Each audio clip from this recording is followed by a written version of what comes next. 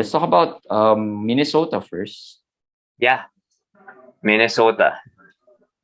Well, it's perfect because our player discussion today was about Anthony Edwards. Yeah.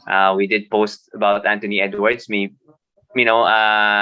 put out my view on Anthony Edwards this year. So maybe we want to hear about your take on Edwards here.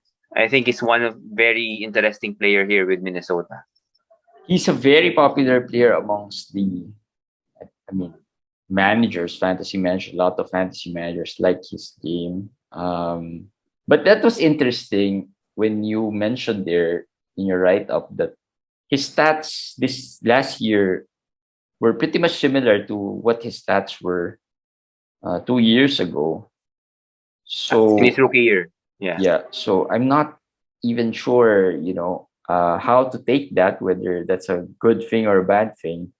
But yeah, I'm lukewarm on Edwards. If he falls to maybe the third round, I'll probably swoop him up there. Um, yeah, maybe the percentages are still the shooting percentages. I'm not yet sure. Maybe the turnovers are still not might not still be as good because his game is like that. He's a scorer. He's someone commented that he's like a rich man's Andrew Wiggins, I guess, but I'm not even sure about that. Maybe it's a little similar, but I think Edwards has higher potential than Wiggins, I guess. Did someone mention that? That's Or was it interesting. you? No, I didn't say that. I didn't say that. I don't think he's a rich man, Andrew Wiggins. I think he's much better than that. I think he's much better than that. But If I'm not mistaken, I saw a comment like that. But yeah. okay, interesting. That's an interesting comment. For me, I did write that he improved his scoring a little bit, 2 points. I'm hoping and I'm expecting that goes even higher, probably 23, 24 this year. And then if he can just maintain the 5 rebounds and 4 assists, I'll be fine. The 1.5 steals is he had 1.3 in his rookie year, 1.5 last year. He can continue to be at 1.5, 1.6, and then the 3 3-pointers a game. Those are gold. If he can just shoot to 45%, and of course the free throws. Another thing that people don't notice is he shot 77% in his rookie year, 78% last year. So it's not really that high. That's something that's interesting to note. If he gets to the 82, 83% range, he's definitely going to be a top 20 asset, even as early as next season. Yeah. And a healthy one, a young one at that. The one thing is clear though. Next to Karl Anthony-Towns, he is the next best player here. Yes. Yes. I mean, oh no, not really fantasy wise. I would say not fantasy wise, but I think from the usage standpoint, he'll probably get a lot of usage, a lot of runs. So that's good. That's a good thing. I don't think Gobert's presence will eat up. In fact, that might help him a bit in his fantasy game. So stats wise, I wouldn't be surprised if he maintains last season's stats because I don't see a lot of ceiling. I don't think he'll get more than what he did last year. Having said that, though, yeah, like you said, the percentages could improve. Third round is still a good risk reward, I guess, value in terms of where he is. Yeah, I think so. A third round in a 12 team. I think second round is a little too early, though. I think you mentioned early second round. I think that's a little too early. No. He's gonna be a top 20, maybe. In a 12 team, that's around late second, mid to late second already. I did say that I'm comfortable picking him late second to early third. So from 25 onwards, it's very confident. I'm very confident that he's gonna reach that value. But I think there is still some upside to that. If you get him at 25 to 30, I think he can beat that. He can be a top 20 this year because of the things that I mentioned, the percentages and the scoring. His percentages, especially just the free throw. If he can just go to 84 to 85% free throw, that's a big one though, 5 to 6% increase. But if he can do that, he's gonna be even better than Devin Booker already, in my opinion. If he can improve his free throw, that's a big if. But without that, still safe. 25 to 30, still safe, in my opinion. Fantasy wise, though, like he might be the third best player here. That's a good question. Yeah, is he the third best player for I you? think he is. I still like Gobert Yeah. over him. I think we're clear that Karl Anthony-Towns is still the top guy there. I don't think it's Anthony Edwards' team, although some during the playoffs, there were times that you'll feel that it was Anthony Edwards' team. Was he as good during the playoffs? Well, Yeah. he probably was better than Karl Anthony-Towns, but He didn't do something, he didn't elevate his game. That's the thing, in the playoffs. He was okay, but Towns was just really bad in the playoffs. That's yeah, why, it looked like Edwards was the best player of Minnesota, which is possible. It could happen. I mean, in a couple more years, maybe we could see the changing of the guard there in Minnesota. yeah. But the reason I asked, or how he performed in the playoffs, because sometimes that thing carries over a bit to the development, where you can see more confidence in how they use him. But again, with the addition of Gobert, I think the usage will not really increase. At best, I think the usage would probably be the same. Um, so yeah, I wouldn't be surprised that he stays. Stats would be pretty much the same as last season. I don't see a good high ceiling similar to maybe a Lamelo or a Tyrese. I mean, those guys have really Um, high ceiling and are on the different level when it comes to. yeah, I agree with that. I mean, Lamelo and Tyrese are a different situation, of course, Yeah. in a rebuilding team. They're first rounders. Anthony Edwards, though, I think in Now I terms have of a usage, question though. With yeah, Donovan Mitchell, um, you know, still in Utah, should he would still be in Utah when the season starts. Is it still Donovan? Do you think you'd rather have Anthony Edwards or Donovan Mitchell? I would go Edwards this year. This is the year that Edwards leapfrogs Donovan. I don't care if Donovan moves to another team. It's Because if you actually think going to be about it, they worse. pretty much have the same type of game, right? Anthony Edwards is just bigger. Yes, same type of game stat set, almost similar, but Edwards is better fantasy game in terms of the steals and the threes. Although Donovan has improved his 3 pointers also later in his career, Edwards from the start was two to three pointers a game and 1.5 steals a game.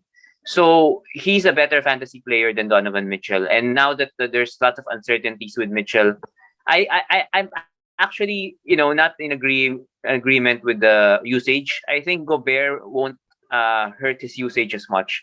I feel like it will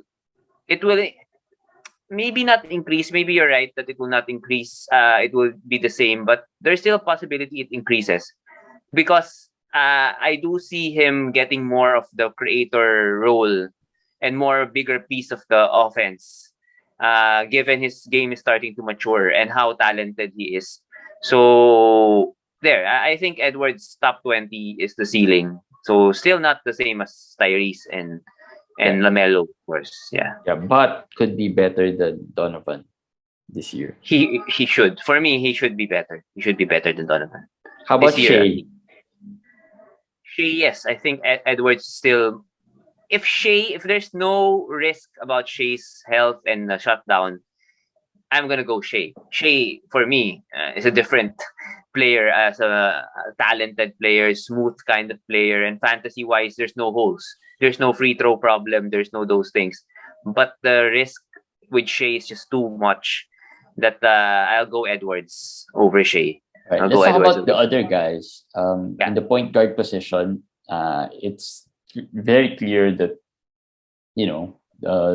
D'Angelo Russell holds the Yes. fort here. Yes. I don't think there are really other fantasy threat to his position. No, I don't think so. Yeah. Though D'Angelo himself is not really a very attractive fantasy asset. He's probably with those line in the lines of not really as attractive when it comes to the trade value and a lot of managers also don't like him as much. There is a stigma with D'Lo, yeah, because of, I guess, the inefficiency and everything, right? Uh, as an asset though, he's a little bit underrated. He has become underrated like last year because he can pass. He can give you the assist. He's someone you could target after the after maybe the late sixth to seventh round. Maybe you could target him. If you miss out on some of the point guards early on in your team, you could target him and he could fill up some of the point guard position. But you're correct in the sense that trading him though, picking him and then trading him might be hard because he might not get full value because Yeah, as you said, managers have a don't like little him. I mean, bias. Yeah. if we talked about KPJ last time, whose trade value is not as good, especially the 9-cat team.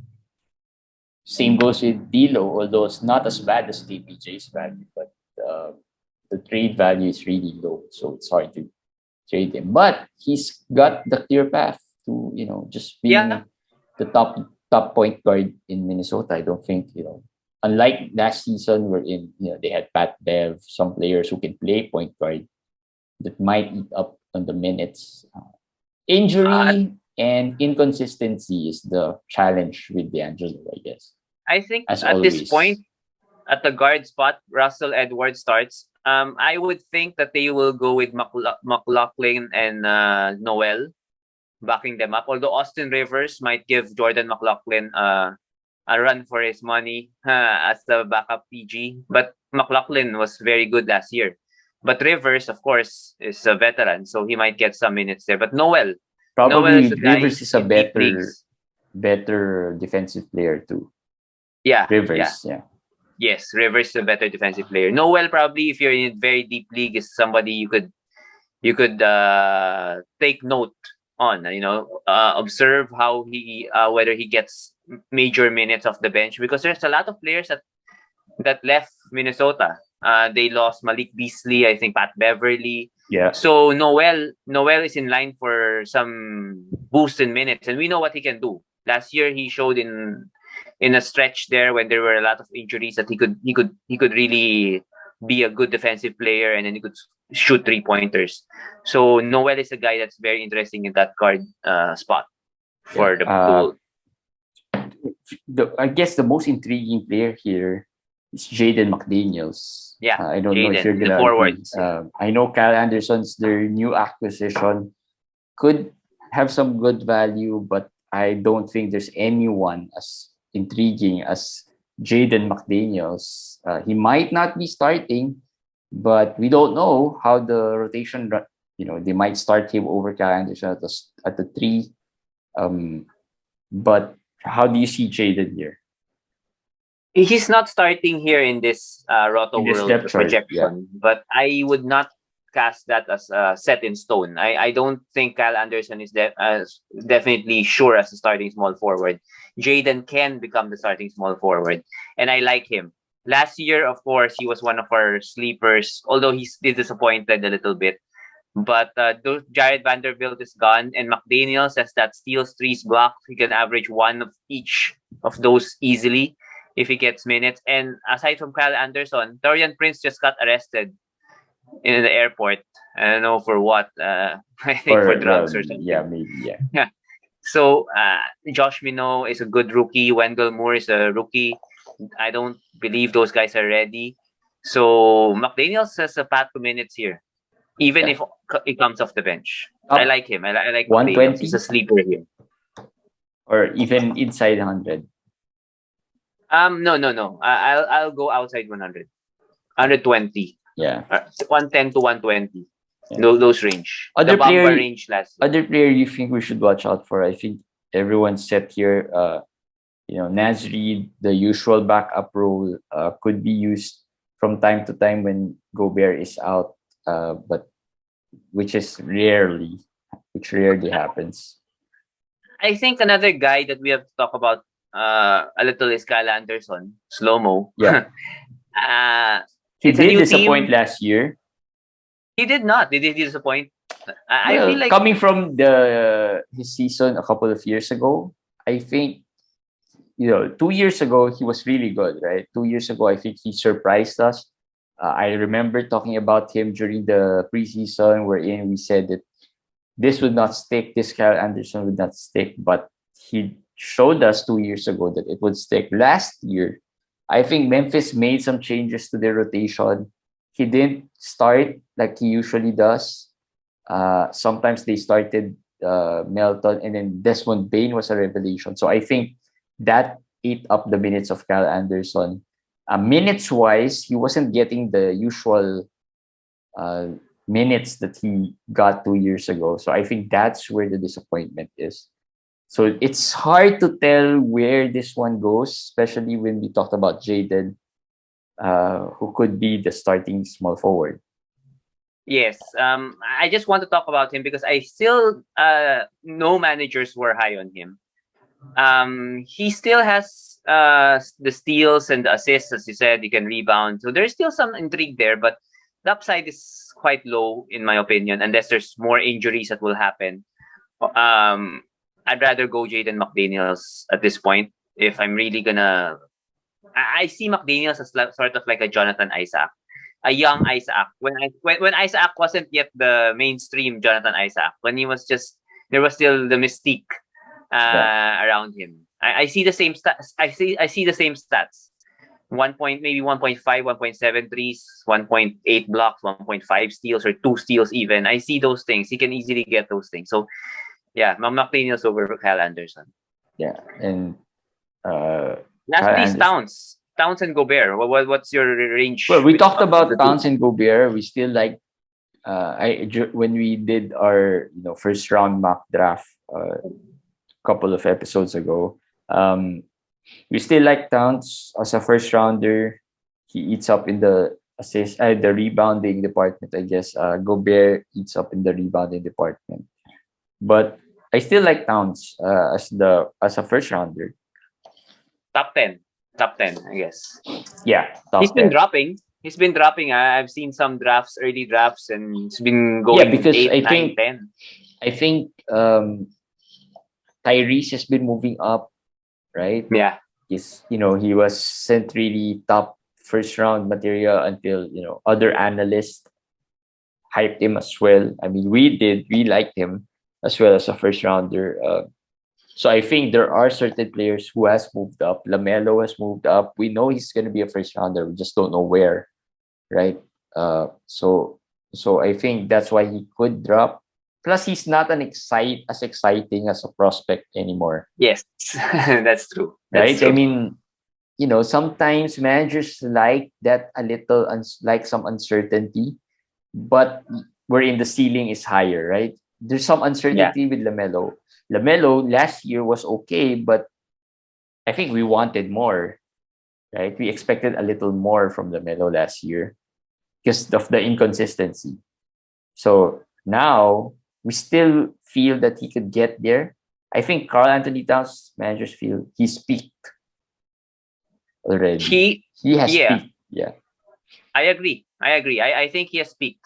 I don't know how, is this his eighth season, I think, going into his eighth season. And he has not really improved in a lot of aspects, except the 3-point shooting, of course, the outside shooting that's improved. But his rebounds, his blocks, they've been there, just decent. So I think he's peaked. I agree with that. But if I get him in the top 10, anywhere, maybe outside top 5, 6, 7, maybe 7, 8, 9, 10, I'll be very happy. I I'll think be very happy. the reason why Karl Anthony Towns is still ranking that higher because of the percentages. He shoots a lot of free throws. He makes a lot of free throws. Three Uh, pointers yeah, the 3 pointers are okay. His field goal and is are not durability. bad. Yeah, the durability. Plus, he isn't really a turnover prone type of player, Yeah, even for a yeah. go-to guy. So I think the percentages is really keeping him up there in first round value. Without those, he'll probably be dropping because the numbers aren't as good as 3, 4 years ago. So yeah, Gobert though is still solid as they come. I mean, Yeah, he if you get to that range where we said it's the, what do you call that, the injured range, the 16, 17, 18, 19, 20, 21, those range when you have the Paul George, the Anthony Davis, everything. If you want something safer, it's really Gobert, Bam Adebayo and Gobert. Those are the two players, the two options you can have at those range. It might be too high for Gobert to go 15, 16 because he's in a deeper team and he's sharing stats with Karl Anthony-Towns, but he's as solid as they come. I think there's no upside there, but it gives you a player that you can rely on. So, I won't hate on that. Plus, if you think pick him about there. it, the next tier of centers, right? Because we have the top tier of centers. Maybe Jokic is there. Who else? Karl Anthony-Towns probably. Well, if you consider him Embiid. a center, Embiid, right? Who are the next tier of centers, right? There's really none. Vooch, Bam Adebayo, Rudy Gobert. Yeah, like I said, these were the guys. those three Robert guys. Williams. Yeah, and Gobert is still there. I mean, he's still part of that tier.